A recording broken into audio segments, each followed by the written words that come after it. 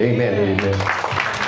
Sige po. And are you excited to hear the Word of God? Amen. Ako rin ay excited muli, no, na mag-share ng kanyang salita, no, kanyang mensahe.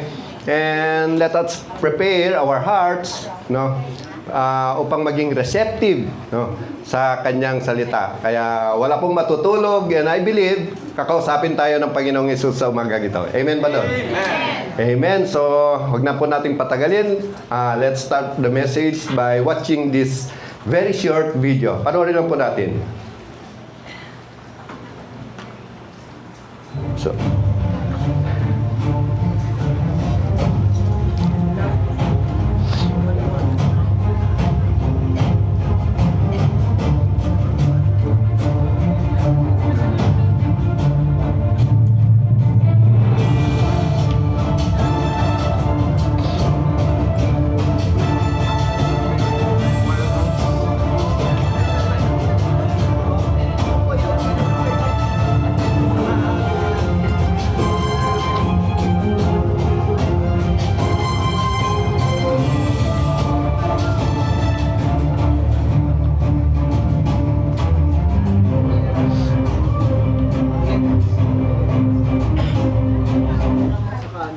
yan.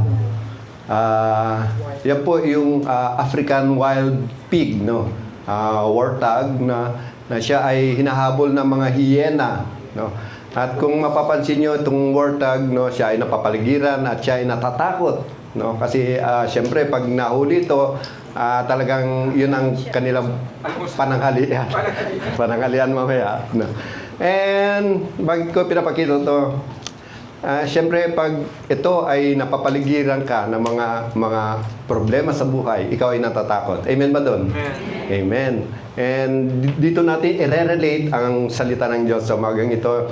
In the Old Testament, merong isang hari na sila ay inatake ng mga kaaway, no?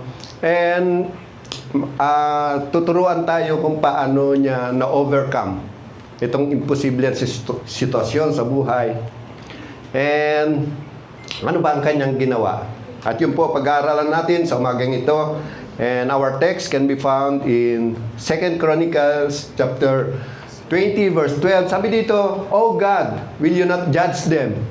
For we have no power to face this great army that is attacking us. We do not know what to do, but our eyes are on you." Tayo muna manalangin. Lord, Father God, we thank you for this wonderful day, Panginoon, Lord God. Another day, another opportunity to experience your love, Panginoon. Your peace, your provision, your presence in our lives, Panginoon.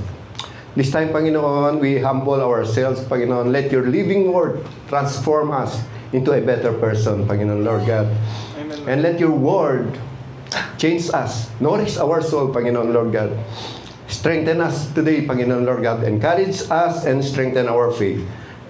Lord, we commit to you by the power of your Holy Spirit. We commit to you your word.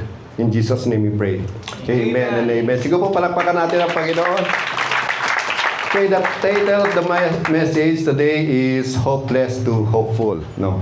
From hopeless situation, kagaya ng warthog kanina, hopeless siya, into hopeful. No? And bilang background, sabi dito, after this, the Moabites, the Ammonites, and some of the Meunites, ito yung mga Edomites, no, came to wage war against Jehoshaphat. Some people came and told Jehoshaphat, "A vast army is coming against you from Edom, from the other side of the Dead Sea. It is already in Hazazon Tamar." No? Noon, in the Old Testament, ang Israel ay na-divide into two kingdoms. The Northern Kingdom, ito po ay tinatawag na Israel at ang kanyang capital ay Samaria. No? And the Southern Kingdom, ito po ay tinatawag na Judah na pinangungunahan ni King Jehoshaphat. At sila po ay inatake ng hindi lang isa, kundi tatlo. Coalition of three nations. No?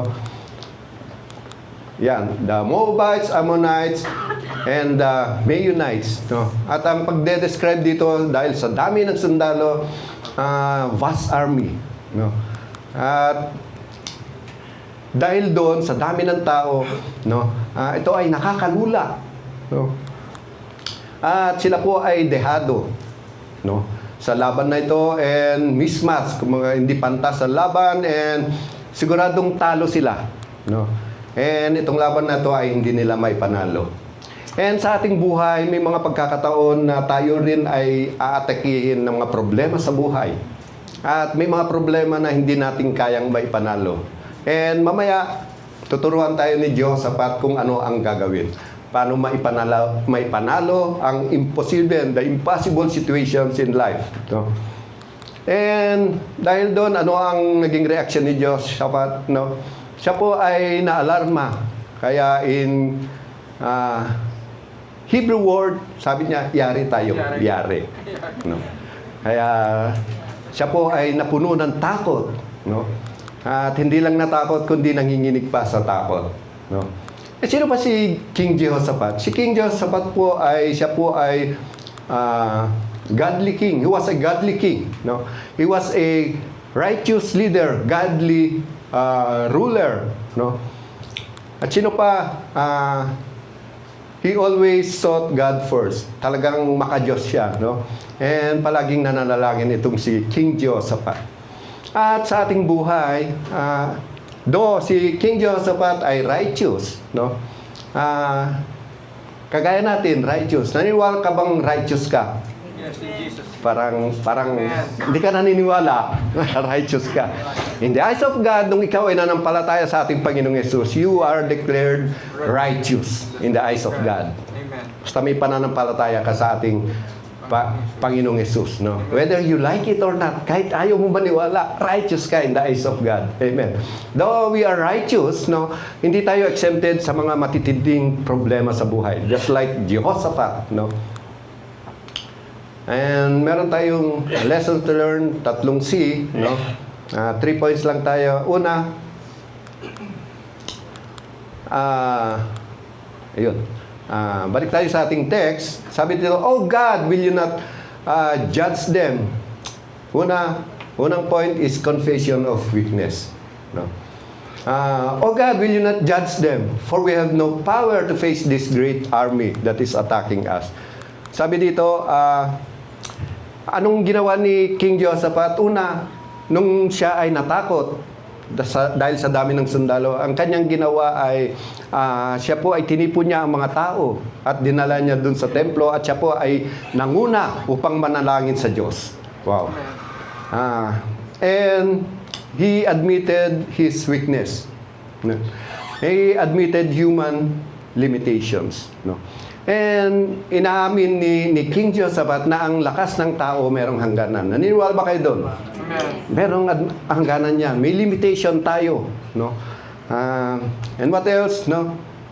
Hindi siya nagkunwari na malakas ang kanyang mga armies, no? Ang kanyang ginawa ay siya ay nanalangin, hindi niya inuna na i-gather ang kanyang generals at pag-usapan ng mga military strategies. Hindi po 'yon ang kanyang ginawa, no?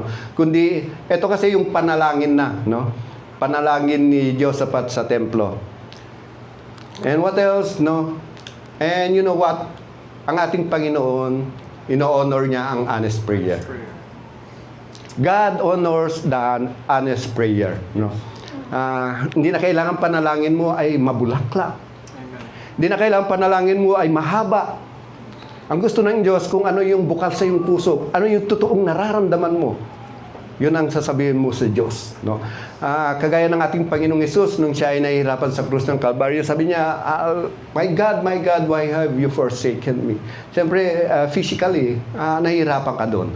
And ganun din ako, Lord God, nung ako ay dapang-dapa. Sabi ko, Lord, hindi naman pagre-reklamo, kundi, Lord, iingat mo naman yung kabuhayan namin. Hirap na ako. Honest prayer. Mamaya, paano in-honor ni Lord yon yung honest prayer? Kikita natin, no? And itong si Gideon, nung panahon na yon ay sila po ay inatake din ng ng mga Midianites. 3 nations din nung panahon ni Gideon.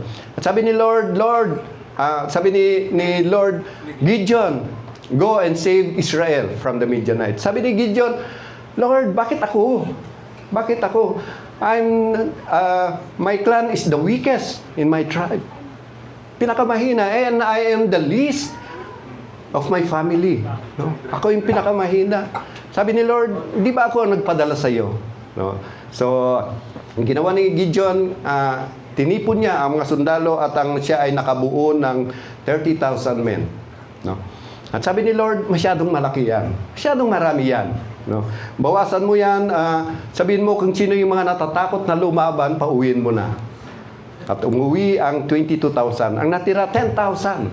Wow. Sabi ni Lord, masyadong malakas pa yan. At lumabas siya. Masyadong lumakas pa yan, I cannot give you the victory. Why? Because kung kayo ay magtagumpay, baka sabihin nyo sa inyong sarili, dahil sa inyong lakas, kayo ay nagtagumpay. Minsan, ang Diyos, ganun. Talagang isasagad niya tayo. No? Kaya sabi ni Lord, masyadong marami pa yan. Bawasan mo. Painumin mo sa ilog at kung sino yung uminom na may gamit ang kamay, no? Siya na matitira. So, ang natira ay 300 men. From 32,000 to 300 men. Pinahina ni Lord. Sabi ni Lord, okay na yan. Patas ng laban against 135,000 armies. At ano ang ratio niyan? Kailangan yung isang sundalo makapatay ng 450. Wow! Napaka-imposible. At sa ating buhay, may mga laban tayo, personal battles in life na napaka-imposible nating mapagtagumpayan. Pero bakit ano ang purpose ni Lord? Bakit isinasagad niya yan? May purpose ang Panginoon. Sometimes God intentionally remove human strength for us to know that victory comes from God's power, not human strength. Amen ba doon? Amen. Amen. Kaya palapakan natin ang Panginoon. And kaya kung sasabihin mo na ako mahina lang, wala akong alam sa Bible, pero pag pinili ka ng Diyos, pag gagamitin ka ng Diyos, wala kang ligtas. No? Hindi ako nakapag-aral sa Bible school, okay lang yan. Sina Peter, hindi rin nakapag-aral sa Bible school, pero ginagamit sila mightily ng ating Panginoon. Wow! Bakit? Kasi sabi ni Lord, gusto niya makuha yung glory. Kapag binigay sa iyo yung tagumpay sa buhay, hindi ka magmamalaki. Kailangan maibalik mo yung glory sa ating Panginoon. Amen? At ito yung natutunan ni Paul, no, about weakness. No? But he said to me, my grace is sufficient for you, for my power is made perfect in weakness. Therefore, I will boast all the more gladly about my weakness so that Christ's power may rest on me. No? Ilang beses na nanalangin si Paul? No? Si Paul meron thorn of the flesh. No? Ilang beses na nalangin? Siya po ay nanalangin ng 3 beses. Una, nanalangin siya, sinagot ba ng Diyos ang kanyang panalangin? Hindi. Pangalawa, kaya siya nanalangin ulit.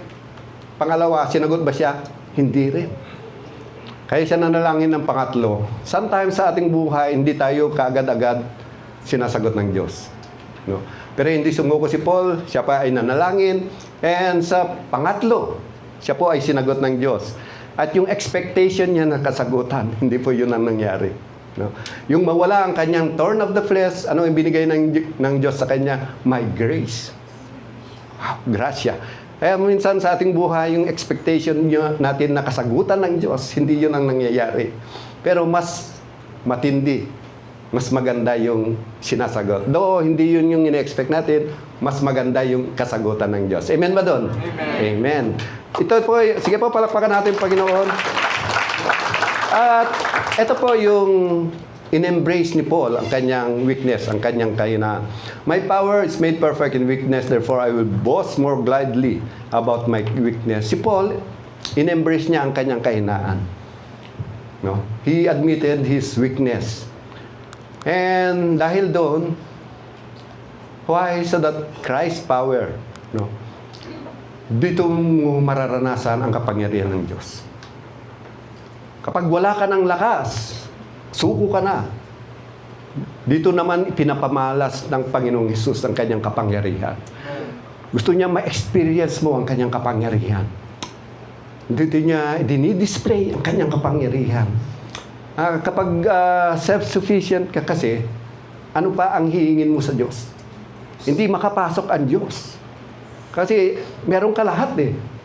Paano ma-display ng Diyos ang kanyang kapangyarihan? And yun po ang gusto ng Panginoong Hesus, no? Kanina, panalangin ni Paul, no? Matanggal ang kanyang thorn of the flesh. Pero dahil sa weakness niya, nagagalak na siya kapag siya ay nahihinaan. Ako nalilito sa the principles of the kingdom of God, no? Kabaliktaran sa mundo. Sabi ng mundo, kailangan matatag ka. Pero sumasagad sa ating buhay na manlalamot ka dahil sa problema. Pero doon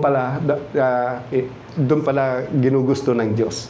Pag inaamin mo na mahina ka, doon naman papasok ang kapangyarihan ng Diyos sa iyong buhay. Amen? Kaya kanina, no, nagagalak siya pag siya ay mahina. Kabaliktaran. Pero ganun talaga ang principles in the kingdom of God. No? When human power ends, divine power begins. No?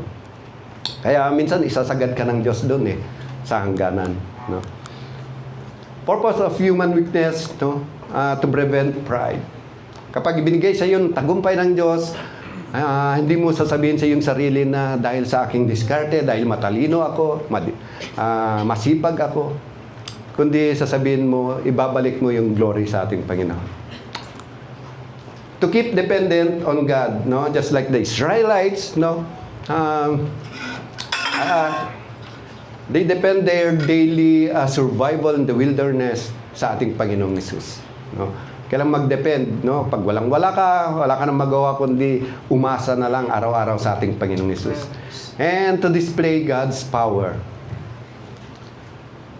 Kapag wala ka ng lakas, naubos na yung lakas, doon naman papasok ang ating Panginoong Hesus. Ang kanyang kapangyarihan. Doon mo mararanasan ang kanyang kapangyarihan sa iyong buhay. Amen ba doon? Gusto mo ba maranasan yon yung kapangyarihan ng Diyos? Amen. No? Wag na tayong magkunwari minsan na kaya ko to. No? Ang ginawa ni Josaphat, inamin niya, Lord, nahina ako, wala akong kapangyarihan. No? And second point is confusion of situation. Sabi dito, for we have no power to face this great army that is attacking us. We do not know what to do. Wow. Anong panalangin ni Josaphat? Sabi niya, siya po ay nalilito. Inisip niya kung ano ang solusyon, pero siya ay naguguluhan, confused. No? Siya po ay walang maisip na solusyon. We do not know what to do. Siya po ay walang magawa, helpless. No? No solution, cannot fight it, cannot fix it, at hindi mo ito matatakasan. You cannot run from it. No? Siya po ay naguguluhan kung ano ang kanyang gagawin. And speaking of naguguluhan, no, maisingit ko lang. No? Ito kasi si Dodong naguguluhan sa kanyang misis na si naguguluhan sa kanyang misis na si Inday, no? Kasi tuwing umaga ang nagpe-prepare ng almusal ay si Dodong, no? Ganun ba? Mga tatay nagpe-prepare ng almusal, no? Siyempre sa Pinoy, no, hindi mawawala ang itlog, no? And si Dodong prepare prito, no? Sabi ni ilang sunod-sunod na prito, no? Sabi ni Inday, prito na naman. Maglaga ka naman, no? Kinabukasan, naglaga siya, sunod-sunod na nilaga naman. Sabi ni Inday, nilaga na naman, magprito ka naman. Kaya naguguluhan na si Dodong. No? Kaya kanyang ginawa, siya po ay naglaga at nagprito. Sabi niya, sigurado tatama na ako dito. Wala nang sureness, tatama na ako. Kaya kinabukasan, sabi din na, anong ulam natin? Andyan na, itlog. No? Mamili ka na lang kung anong gusto mo. Nilaga o prito. Pag upo ni Inday, tinignan niya yung itlog. Sabi niya, Dodong! Hindi ka na talaga natuto. Tingnan mo yung ginawa mo. Yung itlog na panlaga, yun ang prinito mo. At yung itlog na pamprito, yun ang nilaga mo. Hindi talaga tatama mga lalaki. Alam nyo, sa amin din ganun eh. Hindi rin ako makatama-tama. Sa amin, tatlong pagpipilian mo. No? Sunny side up, scrambled egg, tsaka nilaga. Hindi rin ako makatama-tama kung ano yung gusto. Pareho kami ni Dodong. Anyway, let's continue. Confused, naguguluhan. No? At sa ating buhay, may mga confusing situations din, no? Financial struggles, no? Number one sa ating buhay yan. Lalo na maraming bayarin, no? Nabalitaan namin, ang tataas na ng Meralco bill ngayon. Na high blood na. Nainitan ka na, tapos pagdating ng bill, natataas pa. Talagang, hi. Tapos, ang iinit pa sa Senado. Yun ang maganda sa ating Kristiyano, no? Hindi tayo sa gobyerno umaasa, kundi sa ating Panginoong Yesus. Amen ba doon? Amen. Sige ba, palapakan natin Panginoon. Kaya mga Kristiyano, nakangiti pa rin yan, eh. Ayan. What else? Family struggles, no? Gulo-gulo sa bahay, mga anak, no? Away sa magulang, no? At hindi lang yun, no? Pati mag-asawa, no? Nag-aaway, no? Minsan sa Facebook, sweet-sweet, di ba? Sweet-sweet. Ang ganda ng picture sa talagang kulang na lang, di bitawan eh. Para pagdating sa bahay, parang asot pusa. No? Nag-aaway. Pero alam nyo ba yung asot pusa, no? BFF na sila ngayon. No? Best friend na ngayon. Hindi na nag-aaway. Buti pa yung asot pusa, born again na. Family struggles, no? And what else? Ministry pressure. Lord, dami-daming activities. Ano ba uunahin ko?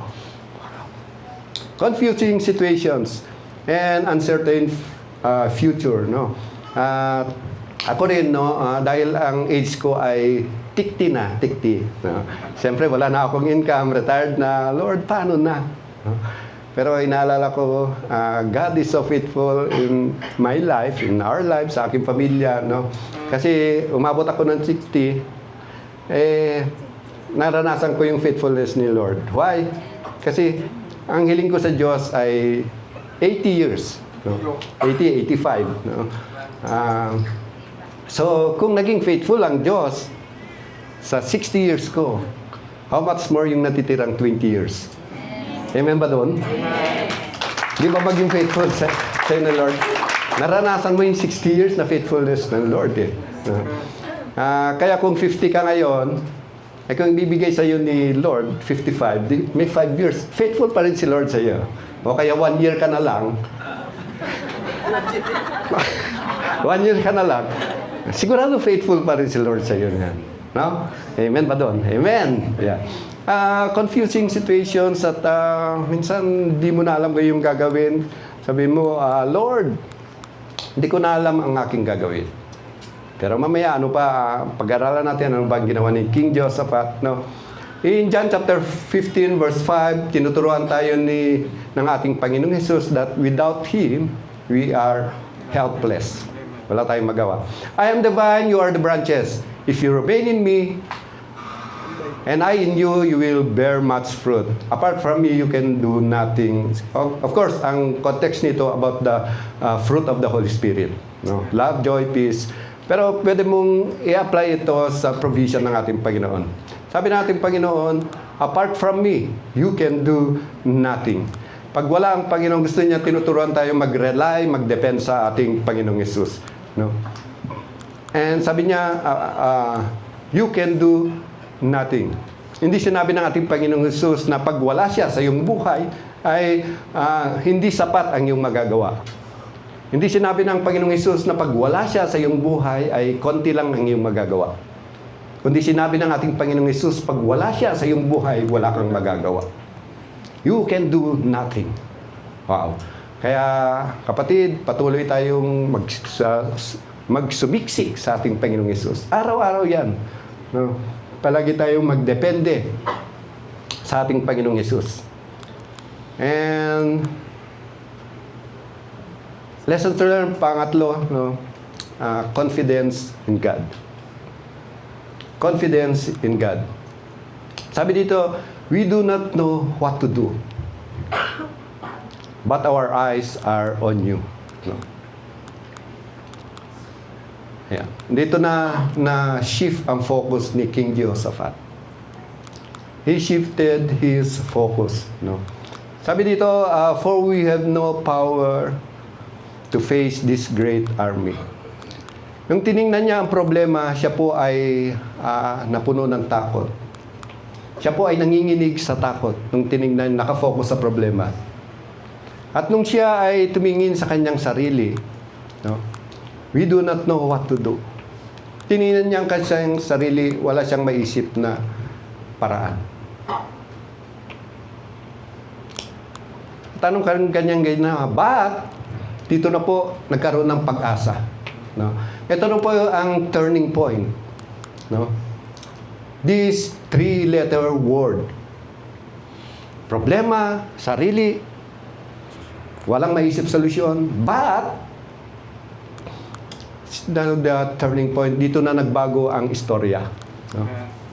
Our eyes are on you. Amen. Nag-focus siya sa Diyos.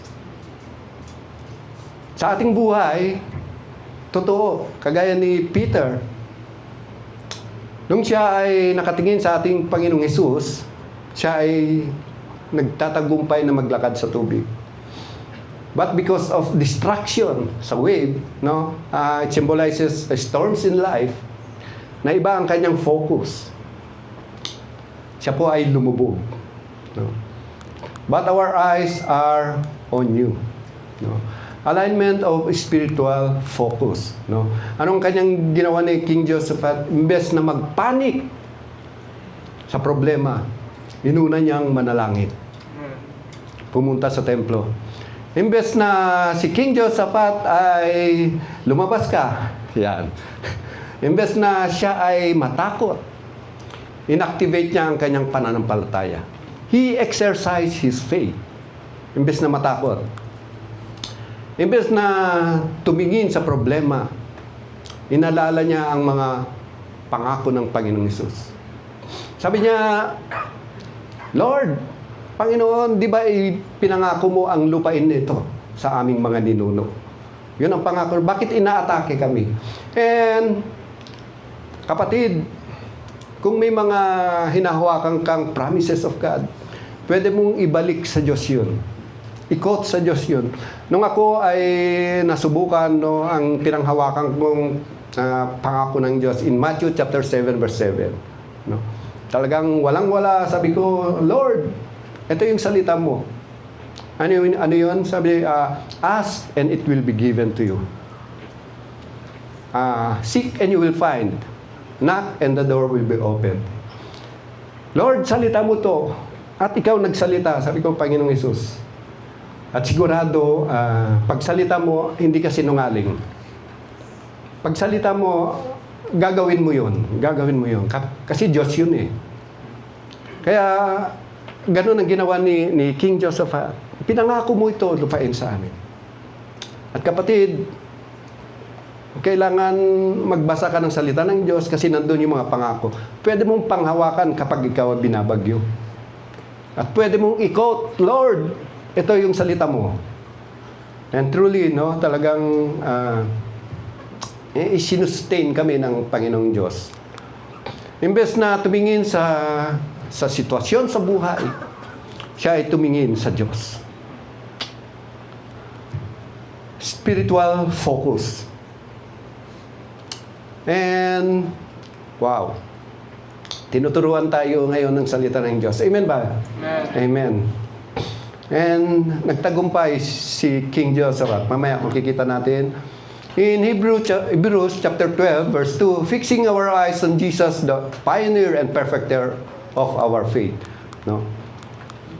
Ang sabi dito, no, in Greek word, ito po ay aphorao, itong fixing. No? Ano ibig sabihin? Looking away from everything else and focus on one object. Imbes na mag-focus sa problema, sa sarili, mag-focus sa ating Panginoong Hesus. Amen. Amen. And, ano ba ibig sabihin ng fixing our eyes?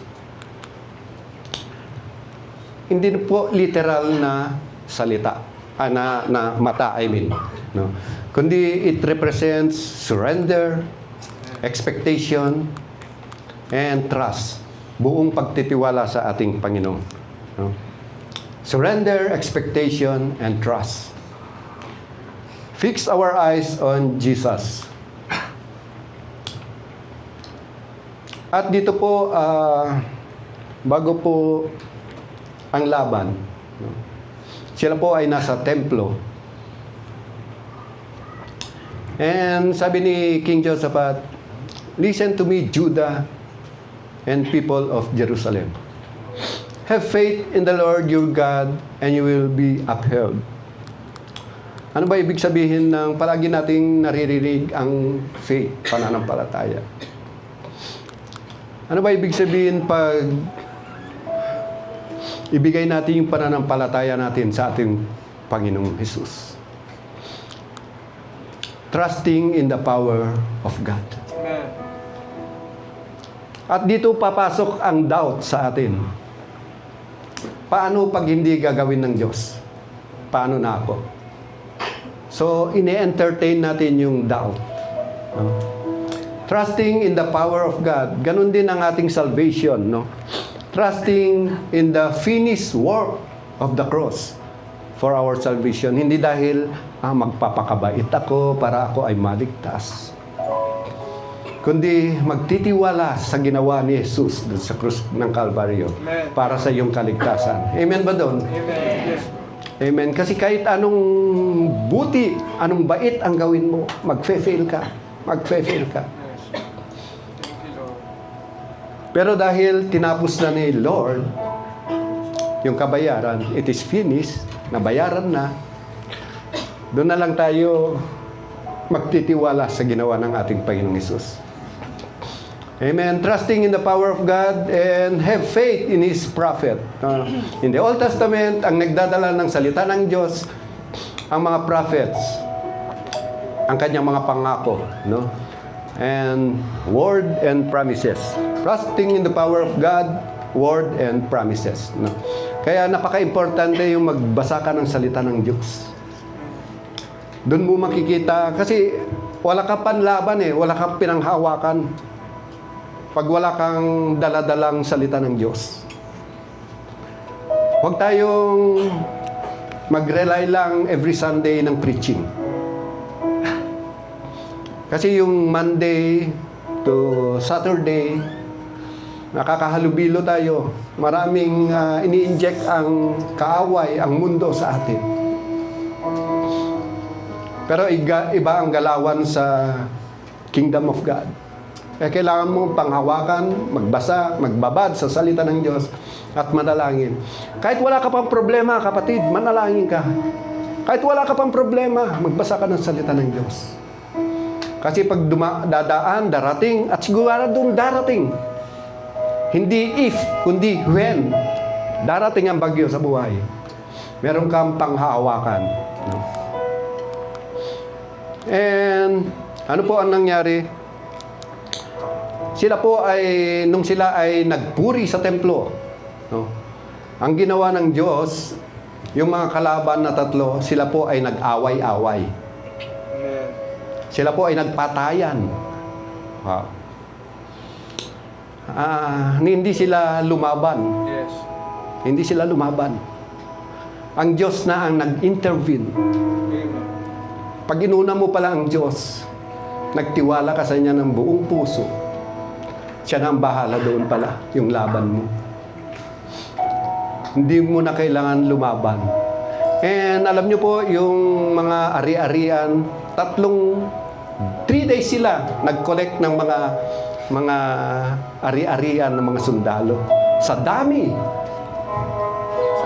Sila na ang naglaban-laban. Wow. Ay, magkakaibigan pala, pwede rin mag-away-away. Of course, ang Diyos ang nag-intervene nun. Gusto ng Diyos iparanas sa iyo ang tagumpay. And ano nangyari nung sila ay nagtagumpay? Sila po ay bumalik sa templo, sila po ay nagpuri. Ibinalik ang glory sa Diyos. Amen. Kaya kapatid, pag ikaw ay pinagtagumpay ng Diyos, huwag mong kalilimutan ng Diyos. Ibalik mo sa Kanya ang glory. Yes. Amen. Ikwento mo siya. Kwento mo siya. May ginawa na bang mabuti ang Diyos sa iyo? Pag malaki mo yun, kwento mo siya. At doon mag-glorify ang ating Panginoon. And kapatid, nasa sitwasyon ka ba rin yan? Naguguluhan, helpless.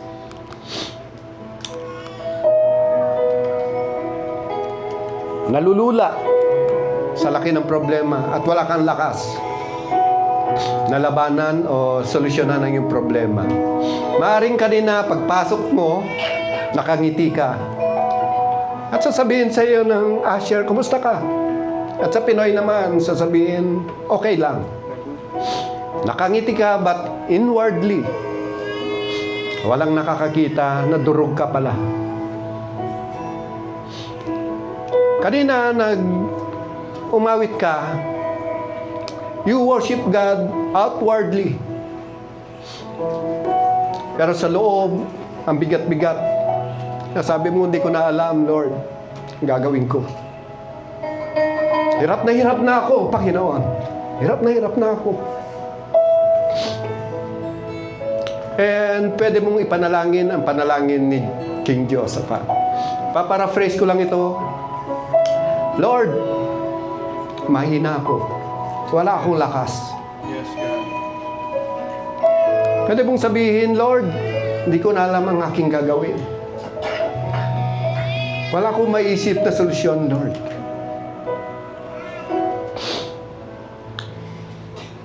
Pero, but, my eyes are on you. Yes. Pero sinusuko ko na ito, Lord, sa iyo.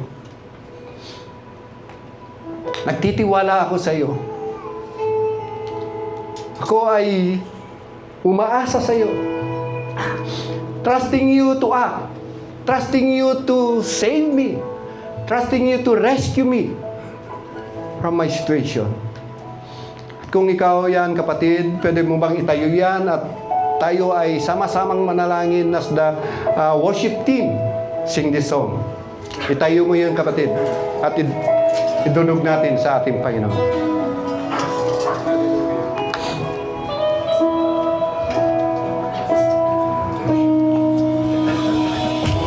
Ikaw ang tunay na Diyos. Yes, God. Ika'y walang katulad. Ika'y nag-iisa. Ikaw lamang, wala nang iba.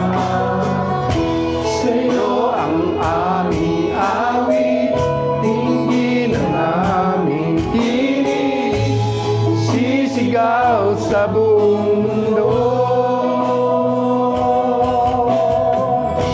Ikaw ang tunay na Diyos, Ika'y walang katulad, Ika'y nag-iisa, Ikaw lamang, wala nang iba. Sa'yo ang aming awit, tingin ang aming tinig, sisigaw sa buong mundo. Ikaw ang tunay na Diyos, Ika'y walang katulad, Ika'y nag-iisa, Ikaw lamang, wala. Holy, holy are you, Lord. sa'yo ang aming Holy is the Lord God Almighty. Hallelujah. Oh, Lord. Oh, Panginoon. Hallelujah. You are worthy, oh God. You are worthy. You are worthy to receive the praises of your people, oh God. Accept our praises. All the glory to you alone, Panginoon. Hallelujah. Hallelujah, Panginoong Jesus. Maraming salamat, Panginoon. Oh God, thank you, Lord God. Thank you, Lord Jesus Christ. Hallelujah. Oh Lord, salamat sa pagliligtas mo sa amin, Panginoong Jesus. Oh Lord, purihin ka, O Diyos. Hallelujah. Hallelujah. The Lord, slow to anger, abounding in love. Ang ating Diyos ay compassionate, merciful. Hallelujah. A generous God. Hallelujah. Purihin ka, O Diyos.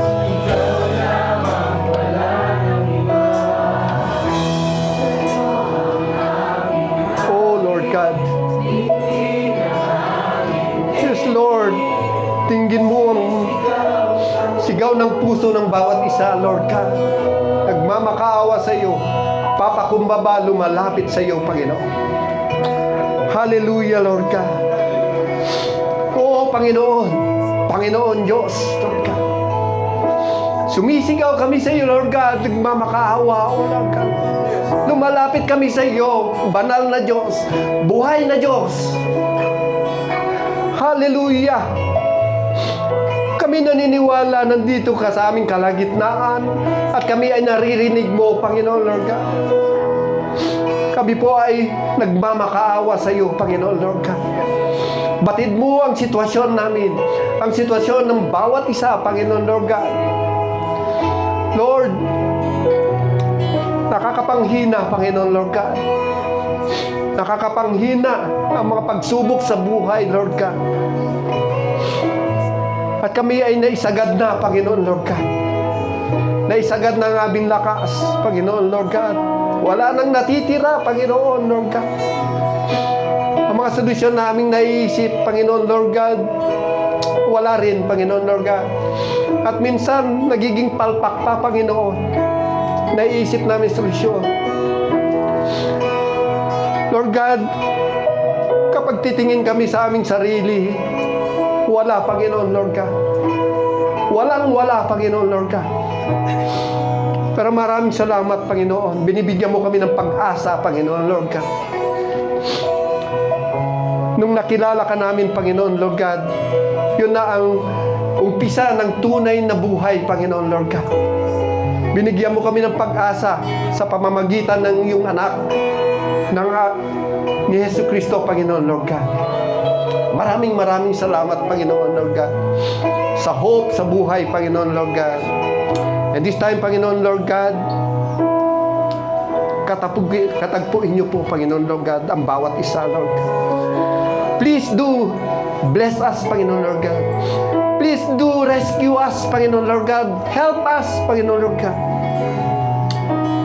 We are trusting on you, Panginoon Lord God. Nagtitiwala kami sa iyo, Lord God. At ang salita mo, hindi mo kami bibiguin, Panginoon Lord God. Lahat ng lalapit sa iyo, hindi mo bibiguin, Panginoon.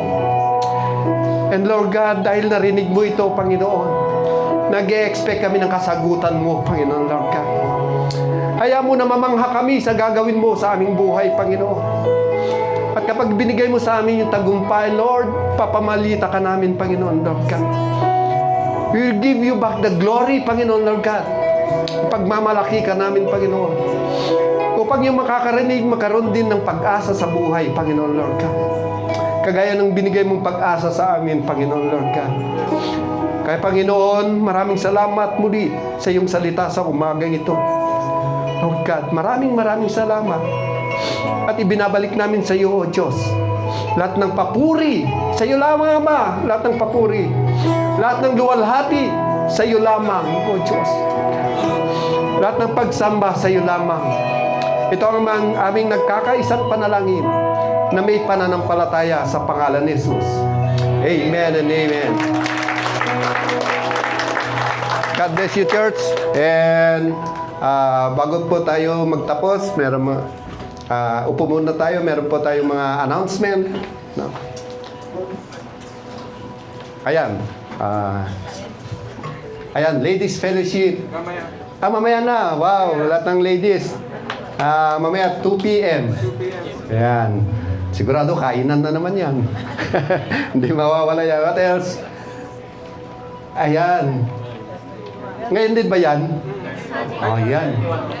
Sa 31 naman, pag medyo masasakit na yung likod nyo, sa 31, punta kayo doon. Ayan. May magmamasad sa iyo para lalong sumakit. Ayan. What else? Ayan. Ayan, meron po yung mga malulusog pa, no? Kung gusto nyo mabawasan ang yung high blood, no? Ipamigay nyo naman yung iba. At tayo ay makatulong sa ating kapwa. Amen ba doon? Ayan. What else? Ayan. Mamaya po, after ng service, dito po gaganapin yung VBS graduation. No? Yung gustong manood, kasi alam ko meron silang presentation. No? Pwede kayo mag-stay after ng service. Attend po sila. Attend kayo, no? Kasi isasara yung pintuan. Yeah. And sige po. Ating pong ibigay ang ating tithes and offering. Ayan.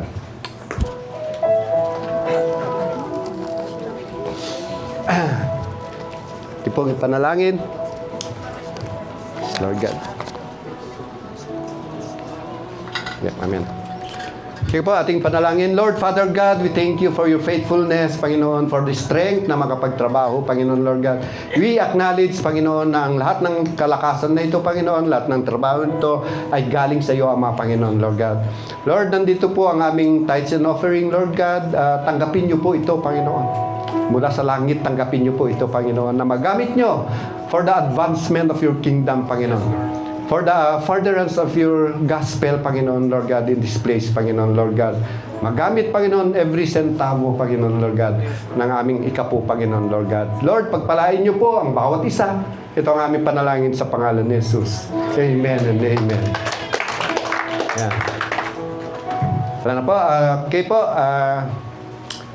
Taas po natin ang ating kamay and let's receive the favor of the Lord. Hallelujah, hallelujah. Hallelujah, Jesus. Hallelujah, Jesus. The grace of Jesus Christ and the love of the Father and the fellowship of the Holy Spirit be with you all. In the name of the Father and of the Son and of the Holy Spirit. Everybody says, Amen and Amen. God bless you, church. And yan, yung gustong manood mamaya ng graduation, mag-stay lang po. God bless you all and see you again next Sunday. Ayun po, sana po yung iba po